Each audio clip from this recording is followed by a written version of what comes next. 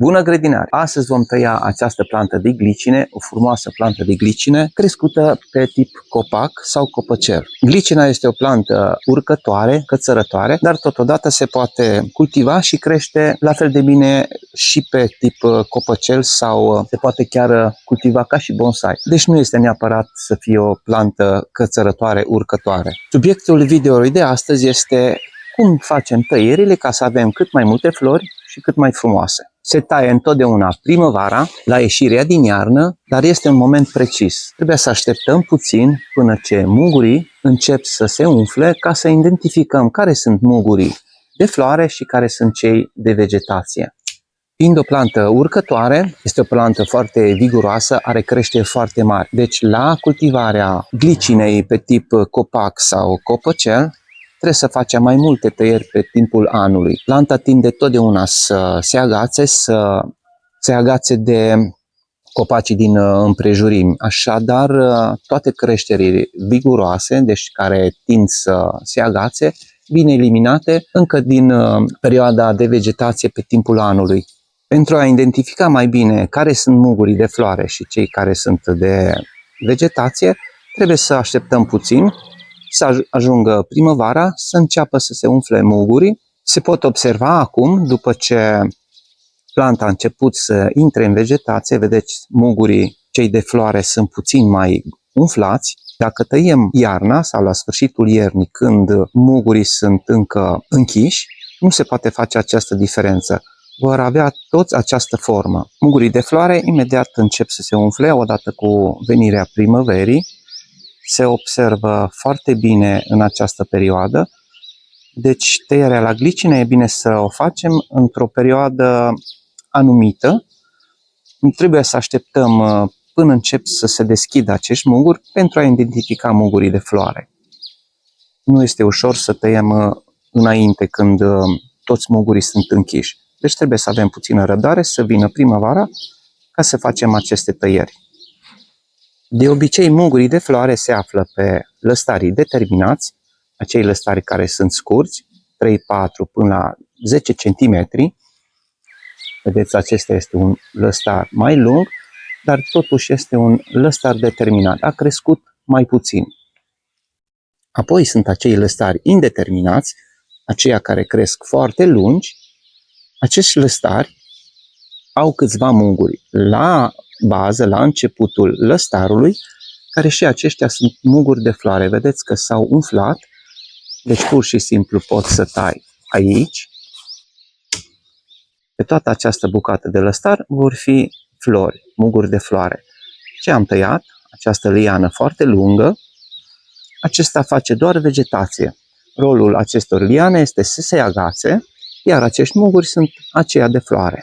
În această perioadă este bine să curățăm toți lăstarii care sunt uscați, cei care sunt subțiri.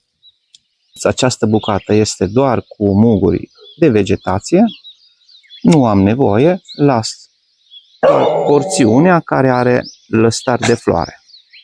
Mugurii de floare pot să apară atât pe lăstarii de un an, dar și pe lăstarii mai vechi. Culoarea mai deschisă a scoarței ne indică faptul că este un lăstar de un an. Și acesta este plin de muguri de floare. Pot să-l tai de aici. Un alt mugure de floare. Tai imediat deasupra lui. Toate aceste creșteri subțiri le tai. Lăstarii care nu au muguri de floare nu trebuie să-i ținem. În acest fel planta rămâne compactă, fără prea multă vegetație. Tăiem întotdeauna la inel, lăsăm planta să cicatrizeze ușor. Aici este o tăiere mai veche, făcută la cep. Planta nu reușește să urce până aici cu seva ca să cicatrizeze. Deci pentru a ajuta planta, trebuie să facem aceste tăieri la cep. Pentru a da o formă cât mai armonioasă, pentru ca planta să fie compactă, să nu se dezvolte foarte larg, trebuie să facem tăieri de întoarcere a vegetației. Alegem lăstarii care vrem să-i ținem, coborâm până la prima bifurcație și tăiem de aici. În felul acesta, de 10 cm i-am scurtat. Glicina tinde să facă vegetării foarte abundente pe timpul verii. Vedeți și această coardă, acest lăstar indeterminat, tot acesta îl voi scurta efectiv de aici, de unde a început creșterea. Este în interiorul plantei, tai atât pe acesta care este foarte firav, care a crescut într-un loc nepotrivit, cât și acesta.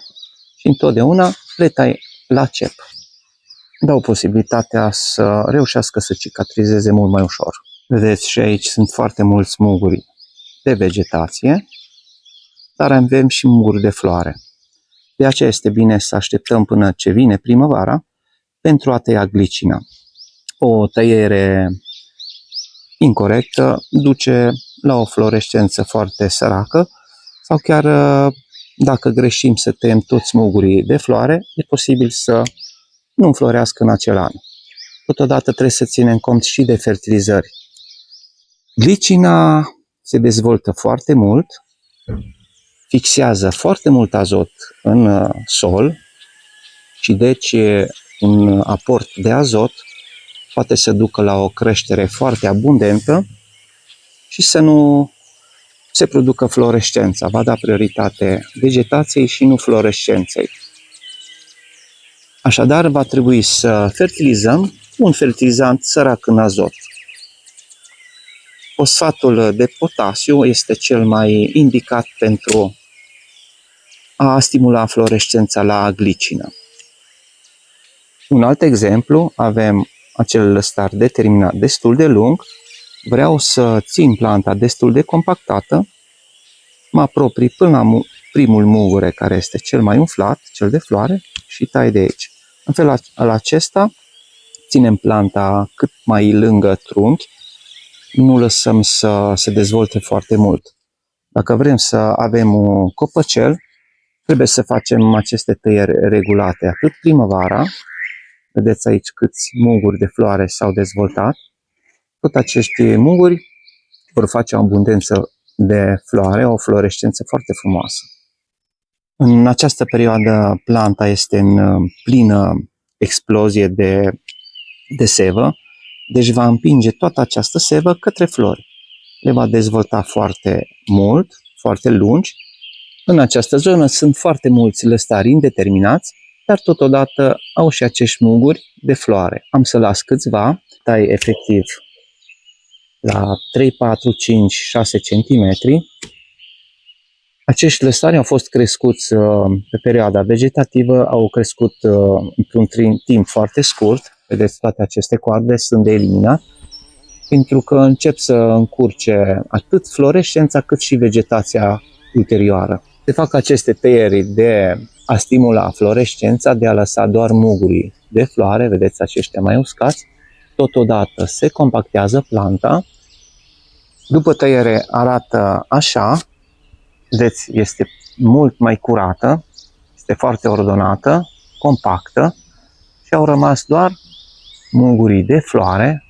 Acestea au fost criteriile de bază pentru a avea o florescență cât mai bogată. Până la următorul video, eu vă spun la revedere!